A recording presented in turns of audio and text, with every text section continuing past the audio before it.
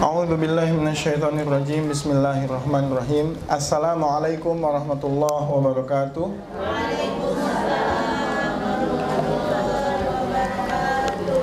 Innal hamdalillah nahmaduhu wa nasta'inuhu wa nastaghfiruh wa na'udzu billahi min syururi anfusina wa min sayyiati a'malina. May yahdihillahu fala mudhillalah wa may yudlil fala hadiyalah. Asyhadu an la ilaha illallah wa asyhadu anna Muhammadar Rasulullah. Allahumma sholli ala sayyidina Muhammad wa ala ali sayyidina Muhammad. Alhamdulillah, sore ini kita kembali bertemu di insyaallah tempat yang mulia, dan semoga Allah jaga kita selalu istiqomah untuk belajar agamanya, belajar Al-Qur'an, belajar bagaimana kita beraktivitas semuanya itu berdasarkan Al-Quran dan Sunnah Nabi SAW. Dan alhamdulillah kajian kita sore ini kayaknya ada member-member baru, Bu, ya. Ada yang usianya enggak jauh sih sama ibu-ibu ini kan, tadi kan masih sanawiyah ya, Bu, ya. Ibu-ibu ini kan juga masih kan, bukan? Sanak ya gitulah. Sanak lah gitu. Kalau ini sanawiyah, ibu sanak lah gitu ya. Nah, jadi ibu-ibu sekalian,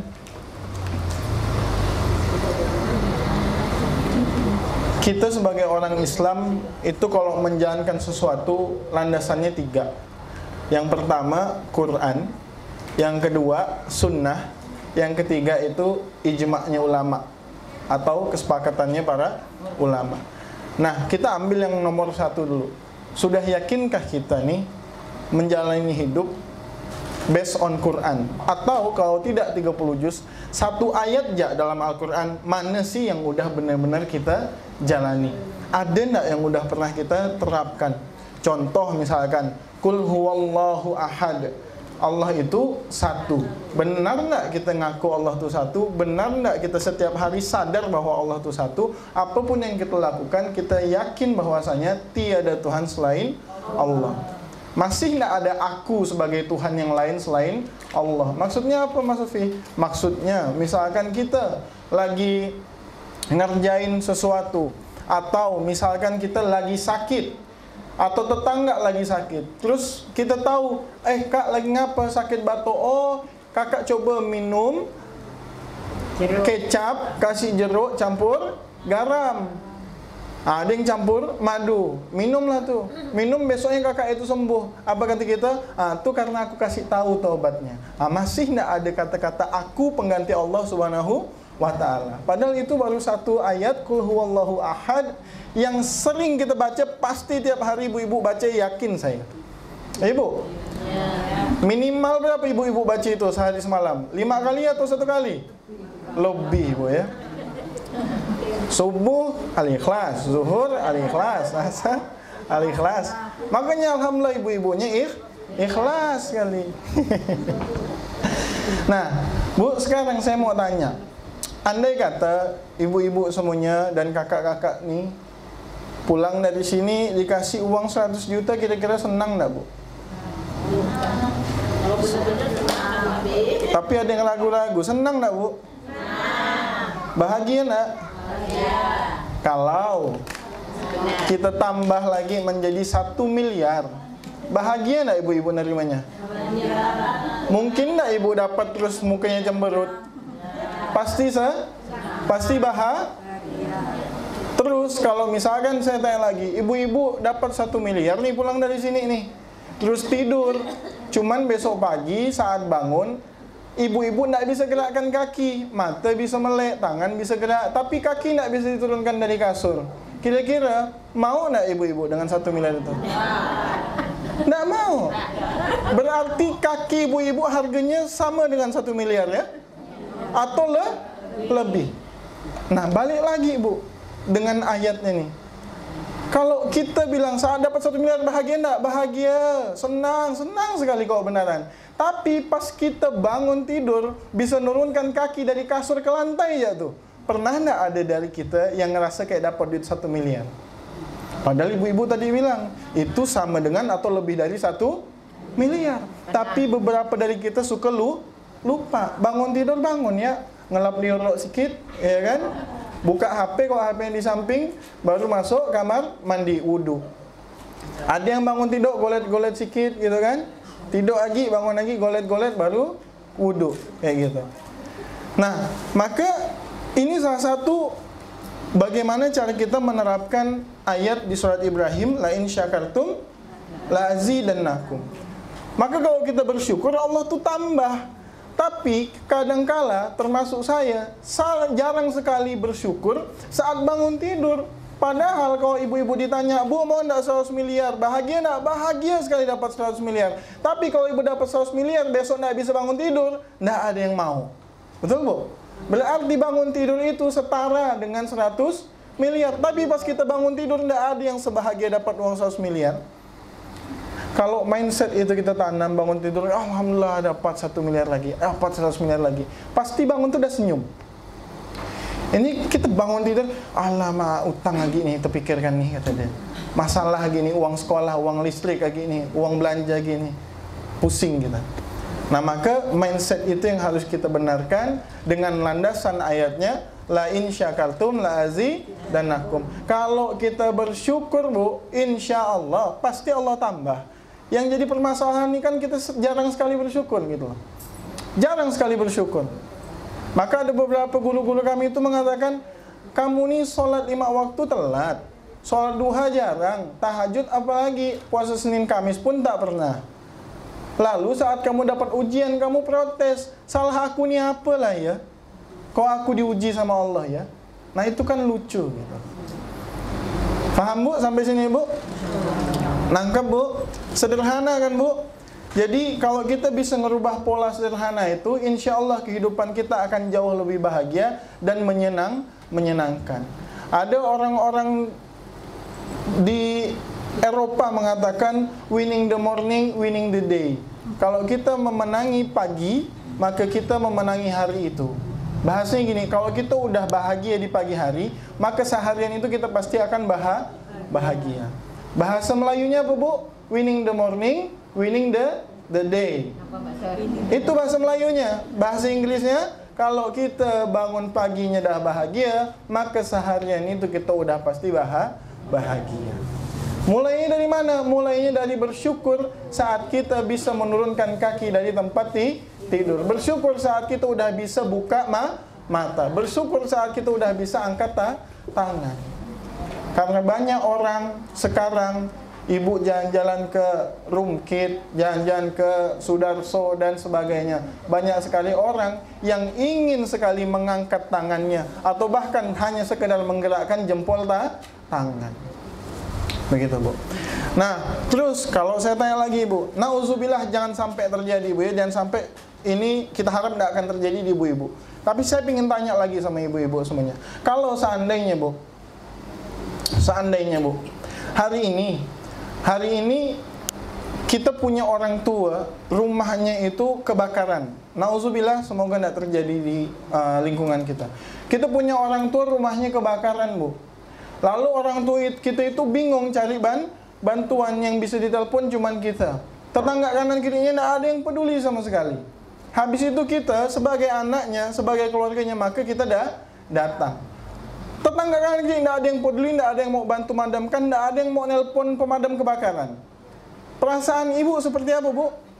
Kesal, sedih. Ini tetangga gunanya apa di kanan kiri ini? Kok tidak ada yang bantu sih rumah mama aku dibakar? Nyiram air segayung pun tidak ada. Kalau yang lebih expert tuh, emak-emak yang lebih expert, itu dalam hati langsung bilang, biarkan ya makin besar apinya biar kena rumah kau sekalian. Itu emak-emak yang udah expert tuh. Di sini tidak ada, Bu. Itu jauh di Sungai Gendang Gendis. Itu di Eropa, Bu. Ibu tahu enggak Sungai Gendang Gendis itu di Eropa, Bu? Canda ya, Bu ya. Nanti Ibu Google beneran enggak Sungai Gendang Gendis. Nah, ibu marah, ibu emosi. Ternyata, Bu, saat ibu pulang ke rumah, hal yang sama demikian terjadi juga di rumah ibu. Ternyata ada preman yang udah nunggu dan sudah membakar rumah ibu. Preman itu ada 10 orang masih standby di depan rumah ibu itu kebakar. Lalu saat ibu mau masuk di rumah itu dihadang sama premannya, tidak boleh dipadamkan apinya. Saat ibu mau nelpon pemadam kebakaran, handphone ibu diambil. Tetangga-tetangga ibu itu jumlahnya ada 100 orang, Bu. Premannya berapa, Bu? 10. Tapi 100 orang itu cuma ngeliatin ibu, nggak ada yang mau bantu ibu. Ibu bilang ke tetangga si A, tolonglah ada preman nih, tolonglah bantu saya. Padahal si preman ini nggak bawa senjata apa-apa, Bu. Nggak bawa golok, nggak bawa senjata tajam, tapi nggak ada satupun dari 100 orang itu yang mau bantu ibu-ibu. Kira-kira kesal nggak, Bu? Kesal, Bu, ya? Kesal sekali, bukan? Nauzubillah, jangan sampai terjadi di kita. Nah, beginilah kondisinya saat ini, Bu. Beginilah kondisi saat ini. Bagaimana saudara-saudara kita sekarang lagi hancur-hancuran, Bu. Ini saya takut emosional nih kalau ada bahas ini. Nanti naik marah saudara saya. Hancur-hancuran, Bu. Belasan ribu luka-luka, Bu. Saya barusan dapat info nih, Bu, ya. Itu ada hari ke-18 Zionis Israel melepaskan 12.000 ton bahan peledak. 12.000 ton bahan peledak. 33 ton per kilometer persegi. Banyak, Bu. Jadi tidak cuman militer, Bu, yang diserang, tapi yang diserang itu warga sipil, wanita, anak-anak. Banyak sekali, Bu, yang bersimbah darah, yang menangis. Adik-adik kita di sana tuh, Bu, jangankan mau berpikir main gadget, Bu, mau tidur dengan tenang ya sulit. Bom di sana sini meledak, berdarah-darah mukanya, Bu. Bahkan kesulitan makanan. Apa yang ada mereka makan, Bu? Ada sampai berita tuh, Bu, walaupun ini mungkin bukan di Gaza, tapi ini kondisi sama dan mungkin ada yang seperti ini di Gaza. Anak bayi itu, Bu, dia tak punya makanan lain, rumput dimakannya, Bu. Rumput dimakannya, Bu. Walaupun ini kejadian yang ini bukan di Gaza, tapi bisa jadi terjadi di sana. Karena kita sekarang mau dapat akses ke sana pun sulit. Internet mati, listrik mati, semuanya padam. Tidak kurang dari 3.000 orang sudah tewas di sana, Bu. Ini udah pembantaian, udah genosida. Tapi kenapa banyak sekali negara-negara yang diam, terutama negara-negara muslim? Bukankah kita saudara, tapi banyak yang diam, Bu. Nah, maka hari ini saya bukan pingin ngajak ibu-ibu untuk ayo kita perang ya, nggak gitu caranya, Bu. Nggak gitu caranya, Bu. Kita lihat sejarahnya. Jadi begini, dan saya sedihnya masih banyak orang yang bilang udahlah itu kan Palestina jauh di sana. Kita kan Indonesia aja masih ada yang bermasalah. Di Rempang misalkan, masih ada kerusuhan. Di Kalimantan Tengah kemarin, ada yang mati, 1 orang kena tembak sama aparat. Banyak juga kerusuhan di tempat kita nih, Bu. Tapi bukan berarti kita melepaskan hati kita terhadap Palestina. Lah kenapa, Mas Lutfi? Nah, ini kadang kita itu ndak punya semangat karena ndak tahu sejarahnya. Contoh, Bu, ya, misalkan Ibu, ini saya kan suka ada gelang nih 2 aja saya nih, Bu. Kalau ibu-ibu mau bilang kan, Mas Lutfi itu gelangnya saya beli 100 juta, mau enggak, Mas Lutfi? Enggak mau, saya bilang, Bu. Kenapa? Karena kita tahu nilai sejarah gelangnya. Nggak mau saya jual, Bu. Contoh, Mas Lutfi mau enggak motornya saya beli 200 juta, Mas Lutfi? Nggak mau, saya bilang. Kenapa? Karena kita punya nilai sejarah dengan motor itu. Motor itulah motor perjuangan saya. Gotong dagangan, gotong beras, bagi-bagi beras. Disitulah perjuangan saya. Maka di tahun 200 juta nggak mau saya, Bu. Kenapa? Karena kita tahu nilai sejarahnya. Nah, sekarang kita tidak merasa seperti itu karena kadang kita lupa asbabun nuzul, Bu. Kayak misalkan ayat Quran turun tuh ada asbabun nuzulnya. Kita lupa asbabnya kenapa Palestina seperti itu. Kita lupa kenapa kita nih jadi orang Islam.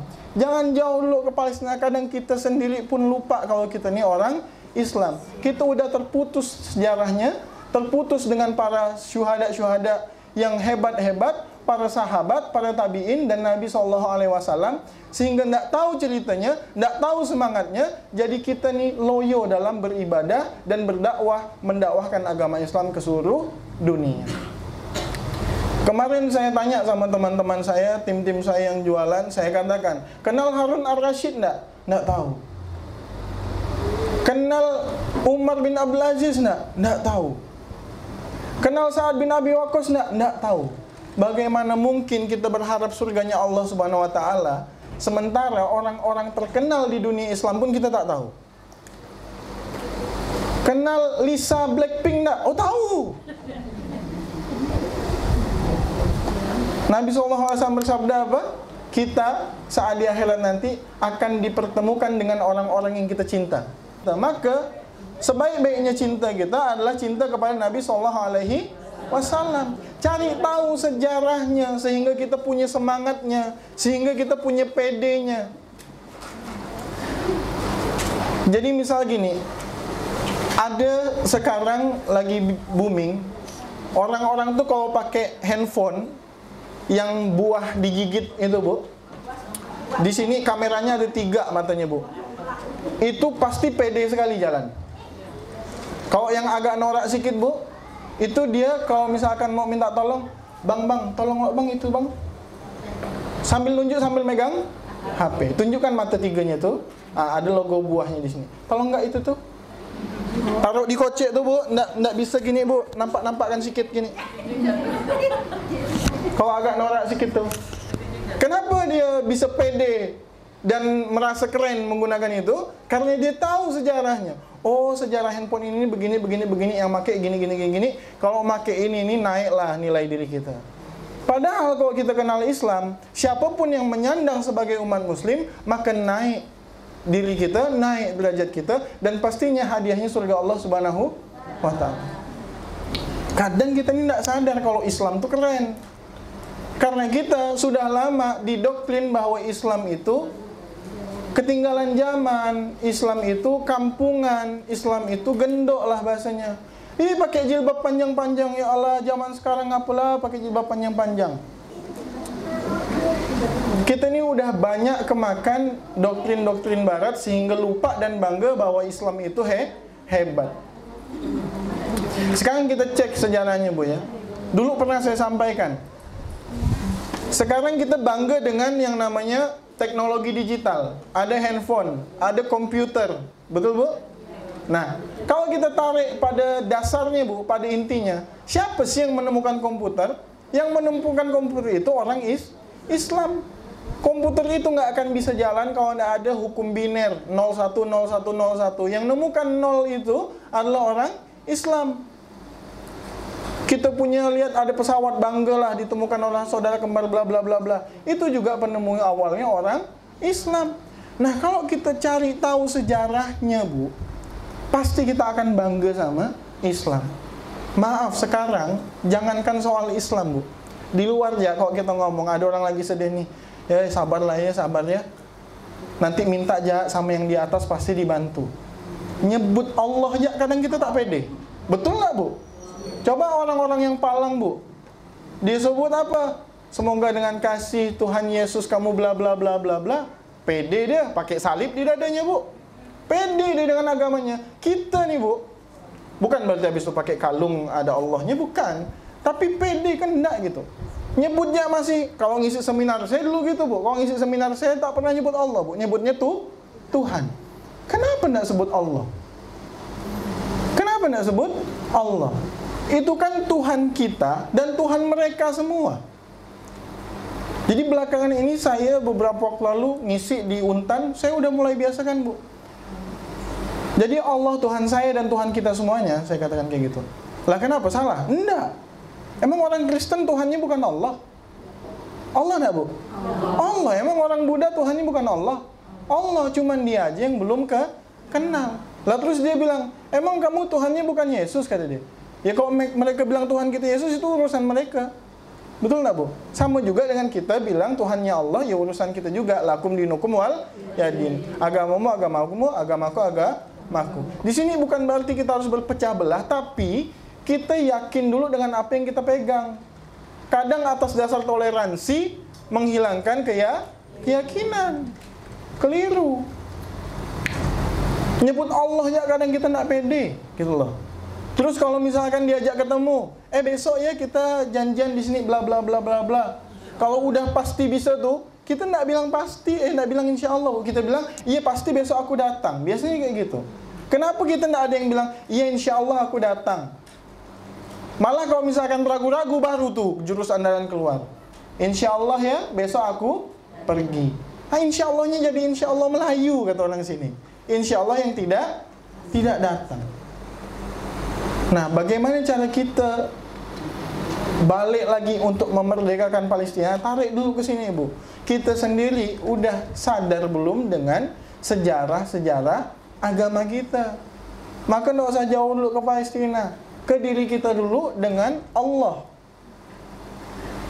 Mulai dari hari ini, yuk kita sama-sama coba. Oke, aku udah mulai bangga sama agama aku. Mulai besok aku tak sebut lagi yang namanya mintalah sama Tuhan, mintalah sama yang di atas. Itu kan ambigu, Bu, ya, sama yang di atas.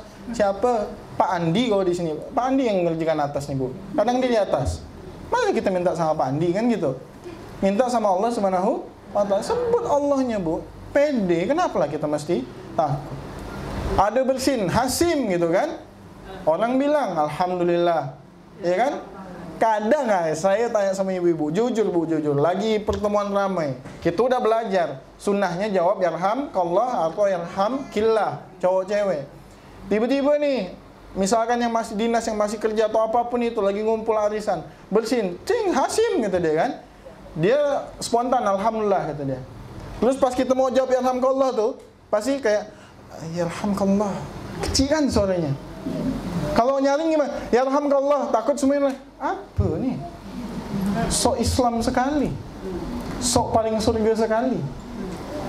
Masih malu, padahal udah tahu ilmunya. Kalau ketemu di jalan, ketemu orang di jalan, maka yang kita lakukan apa? Itu ilmunya. Tapi sekarang termasuk Lutfi, Bu, masih kadang boleh sur, mana ada Lutfi? Assalamualaikum boleh, masih boleh, mapela, tahu nggak, Bu? Itu salah satu yang harus dipertanyakan kepada diri kita sendiri. Nih, diri kita sendiri, termasuk saya. Kenapa kita masih tidak pede assalamualaikum? Padahal sunnah, ada pahalanya. Kita lebih milih nyebut nama. Bipara Haji kalau di situ tuh, Bu, sana sedikit lah. Kalau ketemu orang tuh, oi, nak mana mengenal lo kita sini? Tahu nggak, Bu? Pakai jilbab tuh, panjang. Yang dipanggil pun jilbab panjang. Tapi sama, oi, oh ya, tolong entah. Ya kan, Bu? Kenapa kita bisa kayak gitu? Balik lagi, karena kita lupa dengan sejarah. Lutfi ini pingin yang kecil-kecil dulu aja kita perbaiki. Kenapa hati kita ini tidak tersentuh saat saudara-saudara kita di Palestina dibom? Mereka bayi-bayi pada mati, ada yang kejepit sama batu. Saya tuh, Bu, ada video-videonya. Kalau ditampilkan sini tak mampu saya lihatnya, Bu. Nanti di acara AP Fest nih, Bu, saya akan angkat berita itu, Bu. Karena ini bukan soal sehari, 2 hari, atau sepekan, 2 pekan sebelumnya, Bu. Ini 70 tahun ke belakang. Mereka tuh udah sering digitukan, Bu. Tapi kita sering ditutupi, Bu. Lagi heboh nih kayak gini, Bu. Nanti tidak lama, Bu, ya tunggu-tunggu ya, Bu. Tidak lama nih, Bu. Apalagi yang untuk anak muda. Bukan hilang seketika, Bu. Tiba-tiba ada film baru, viral. Siapa yang buat? Hollywood. Buat siapa? Buat anak mudanya. Supaya sibuk bahas film. Tiba-tiba apa, Bu? Nanti ada K-pop baru keluar. Supaya apa, Bu? Supaya sibuk bahas lagu-lagu K-pop. Nanti ada anime, kartun-kartun baru keluar dari Jepang. Supaya apa? Sibuk bahas anime. Nggak lama lagi nanti kita juga 2024, Bu. Oh, sibuk kita nih, Bu. Udah mau siapa yang Ganjar, siapa Prabowo, siapa Anies, Mahkamah Konstitusi, Mahkamah Keluarga, sibuk kita bahas itu tuh. Apalagi yang anak muda bilang, ini Indonesia ke Konoha nih, kata dia. Mulai sibuk di situ, lupa lagi kita sama Palestina, Bu. Padahal itu adalah kota yang diamanahkan Nabi SAW buat kita, umatnya. Nah, lantas Mas Lutfi gimana? Apa yang harus kita lakukan untuk ngejaga kota itu? Satu, Bu, yang jelas dulu, sebelum kita paham bagaimana itu terbebas nanti. Ini adalah salah satu tanda-tanda di ujung zaman, Bu. Nih, Bu, ya, Palestina ribut, nanti akan ada pasukan pembebas dari Khurasan, katanya, Bu, kan? Nah, terus itu nanti ceritanya adalah munculnya Imam Mahdi dari Masjid Nabawi, dari Madinah. Tapi belum mau di baiat sebagai Imam Mahdi. Belum. Dia pergi dulu ke Mekah, tawaf, setelah tawaf baru dibaiat jadi Imam Mahdi. Dalam 1 hari itu, malaikat Jibril bersihkan hatinya dan mau memimpin umat Islam. Habis itu dia pergi dengan 300 orang mengikutinya, Bu, menuju Al-Quds, Palestina. Nanti tengah jalan dia mampir ke masjid di Damaskus di waktu asar, kata Nabi SAW. Di situ nanti turun Nabi Isa. Nabi Isa turun di tower putih itu, megang 2 sayap malaikat. Basah rambutnya, Bu, turun dari langit, itu udah mau sholat asar. Nabi Isa disuruh imam, Nabi Isa bilang, enggak, bukan saya imamnya, tapi kamu imamnya. Imam Mahdi jadi imam. Habis selesai sholat, ini udah masuk tanda kiamat nih, Bu. Habis selesai sholat, datang ke Palestina. Jadi di sabdanya itu, Bu, nanti Dajjal itu akan terbunuh di Babulut, kata Nabi SAW. Itu 1400 tahun yang lalu. Nabi bilang Dajjal terbunuh di Babulut. Ibu sekarang buka Google Map, tulis Babulut di Google Map. Itu kemana, Bu? Itu ada satu kota di Israel, namanya Babulut. Dibuat memang sama mereka, namanya Babulut, dan fokus pembangunan di sana. Kalau di sini kayak mau IKN gitu, Bu. Nah, IKN tuh mau dibuat kota modern tuh. Ah, itu Babulut tuh, Israel punya tuh. Bagaimana mungkin 1400 tahun yang lalu Nabi sampaikan, sekarang baru muncul nama kotanya Babulut. Nah, nanti Dajjal udah keliling dunia 1 tahun lebih. Di sabdanya 40 hari, Bu, tapi 1 hari pertama seperti 1 tahun dan seterusnya. Keliling, nggak ada satu kota pun yang nggak dimasuki sama Dajjal. Baru dia ngumpul di sana, Bu, habis memurtadkan umat Islam di dunia. Balik ke sana, nunggu buat pusat pemerintahan di sana. Datanglah pasukan Imam Mahdi. Ini Zionis, para kafir udah songong, Bu. Cuman 300. Laporlah yuk kita ke Dajjal. Lapor ke Dajjal, Bu. Jadi ini kita bahasakan bahasa kita, Bu, ya. Bang, ada itu tuh, Bang. 300 orang, Bang, di depan katanya. Siapa Bang Dajjal tuh kan? Keluarlah Dajjal, bilang, berapa orang? 300. Oh, kecil. Ayolah kita bantai dia semuanya, yuk. Buka, Bu, pintunya, Bu. Gerbang Babulut tuh dibuka. Saat itu, Bu, para Zionis ini kan nggak tahu di salah satu 300 orang itu ada Nabi Isa. Dajjal nih tahu, Bu, wajah Nabi Isa. Jadi pas gerbang itu terbuka, ngelihat Nabi Isa, Dajjal langsung lari, Bu. Dajjal langsung lari ketakutan. Nabi Isa bunuh Dajjal itu pakai, ada 2 sumber, Bu. Yang satu dengan tongkat Nabi Musa, yang satu dengan tongkat emas, ditusuk dari belakang tembus di jidatnya, Bu. Mati Dajjal di situ, Bu. Dajjal udah mati. Yang tadi merasa bahwasanya Dajjal itu Tuhan, si Zionis tadi kocar-kacir, Bu. Maka hadisnya apa? Dia bersembunyi di belakang batu bilang, orang muslim nih, ada Zionis nih, bantai.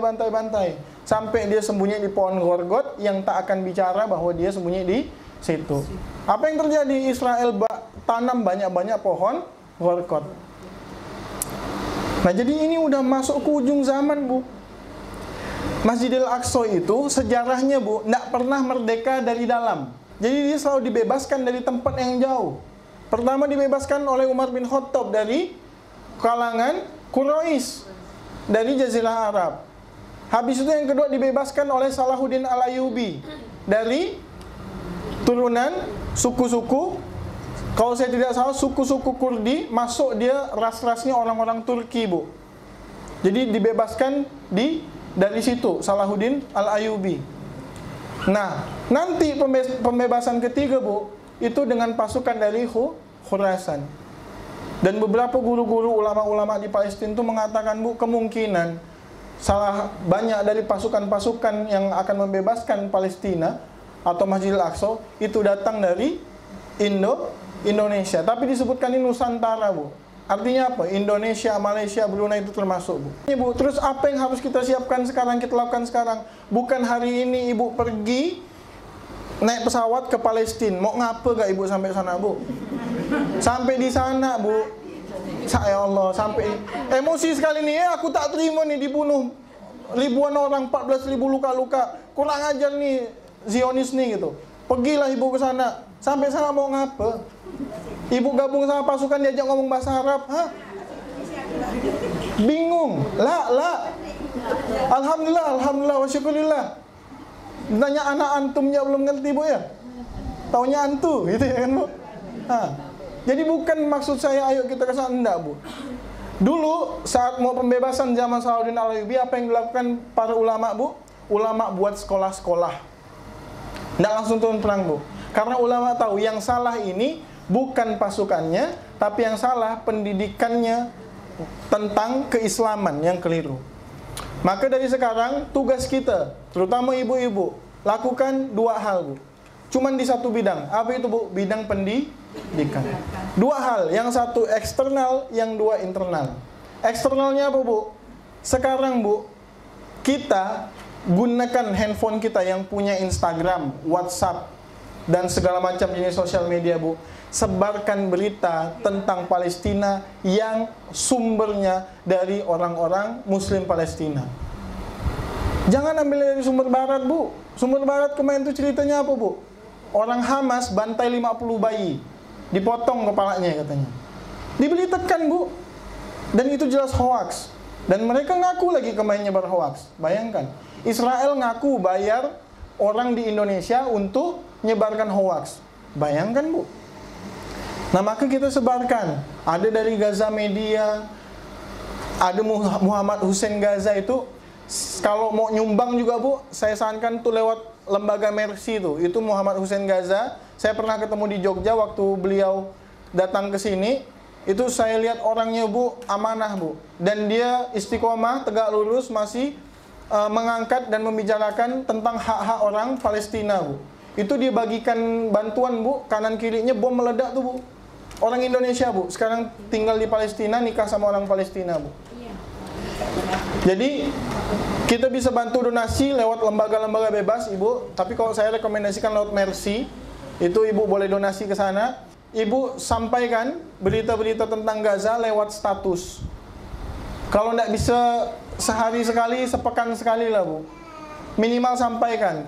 Tapi sepekan sekali itu kadang kayak gimana ya? Tetangga kita dibantai tiap hari gitu, kita ngasih tahu orangnya cuma sepekan sekali ya.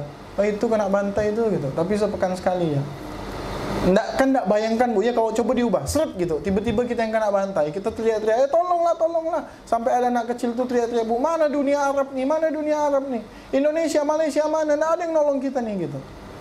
Tiap hari Bu dibantai Bu. Maka sampaikan Bu, sampaikan berita-beritanya. Kenapa? Jangan sampai berita ini ketutupan Bu. Dengan film-film baru, dengan lagu-lagu baru, dengan kartun-kartun baru. Jangan sampai ketutupan Bu. Karena ini masih dibantai. Yang kedua Bu, internalnya apa? Didik anak keturunan kita untuk tahu sejarah. Kenalkan mereka sama pahlawan-pahlawan Islam Bu. Karena settingannya lagi Bu, di ujung zaman kayak gini Bu, udah nggak ada. Ibu-ibu punya cita-cita anaknya jadi direktur, jadi presiden, jadi manajer, dah nggak ada Bu cerita macam gitu Bu. Yakin Bu, percaya sama saya Bu, nggak ada lagi cita-cita kayak gitu yang bagus Bu.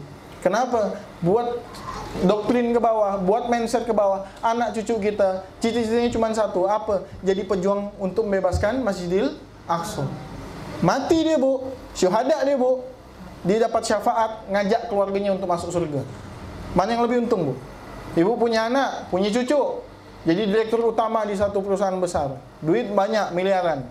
Waktu meninggal, tidak ada orang dalam Bu di akhirat Bu. Tidak bisa kita nyogok. Kita sogok pakai ratusan juta, apa kata malaikat? Apa nih? Ya Bu, kau ini apa? Kata dia. Ya kan? Nah jadi kayak gitu Bu. Jadi sekarang fokus kita adalah satu, sampaikan berita ini ke tetangga-tetangga kita, ke siapapun itu. Kita cukup sampaikan beritanya. Urusan penilaian bagus dan tidak, ini urusan dia Bu. Yang kedua, didik anak keturunan kita.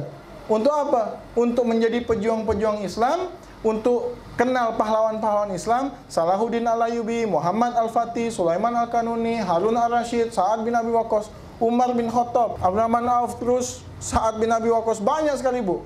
Setidaknya 10 sahabat yang pasti masuk surga lah Bu, kasih tahu. Setidaknya 4 Bu, Umar, Abu Bakar, Umar, Utsman, Ali. Kenalkan dulu Bu, harus tahu dia.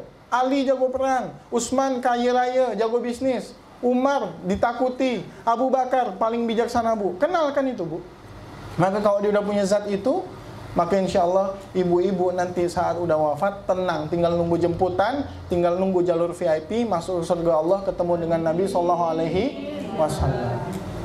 Ibu ya, baik lagi karena kita lupa dengan sejarah sehingga kita berantakan di segala bidang. Nah itu saja mungkin yang bisa Lutfi sampaikan Bu. Lutfi ulas terakhir. Pertama, ayo belajar, amalkan la in syakartum la azidanakum. Mulai bersyukur dari sejak bangun tidur. Kenali nilainya, kenali sejarahnya agar kita bisa lebih menghargai sesuatu. Yang kedua Bu, siapkan anak keturunan kita dan diri kita pribadi untuk terus menjadi orang yang lebih baik ke depannya.